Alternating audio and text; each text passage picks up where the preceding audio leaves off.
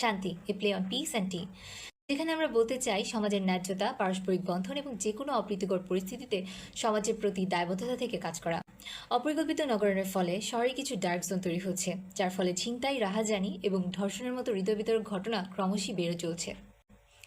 আমাদের সাইট নির্বাচনের ক্ষেত্রে আমরা এই জোনগুলোকে প্রাধান্য দিই, তার মধ্যে মোহাম্মদপুর অন্যতম, এবং আমরা এই জায়গাটাকে আমাদের সাইট হিসেবে নির্ধারণ করি।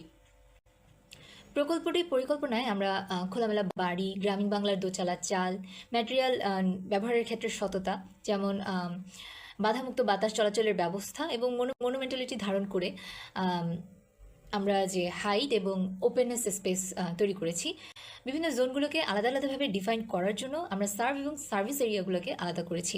হাইজিন মেনটেন করার জন্য খাবার খোলা না রেখে ফুড ডিসপ্লে ইউনিট এবং স্টোরেজ ডিজাইন করেছি, যার ফলে পলিথিনের ব্যবহারটা আর থাকছে না, ফলে কার্বন ইমিশনটা অনেক কমে যাচ্ছে। পাশাপাশি পরিবেশ বান্ধব অবস্থা এবং লাইভেবিলিটি, বায়োডাইভার্সিটিকে ধারণ করার জন্য নিচের যে মাটিটা আছে সেটাকে টাচ না করে আমরা একটা প্ল্যাটফর্ম ডিজাইন করি যেটিকে ফোল্ড করা যায়, যার ফলে যখন রুট ক্লিন করা হয় ওই রুট ক্লিন করার সময় যেন হচ্ছে সার্ভিস যে ভ্যানগুলো আছে সেগুলো যেন ইজিলি চলাচল করতে পারে। পরিশেষে আমাদের এই প্রকল্প থেকে যদি শহরের 1% ছিনতাই রোধ করা যায়, সেটাই এই প্রকল্পের সার্থকতা। এবং এই পরিকল্পনা এবং এই প্রেরণা থেকেই আমরা হচ্ছে এই প্রজেক্টটা কাজ করা শুরু করেছি।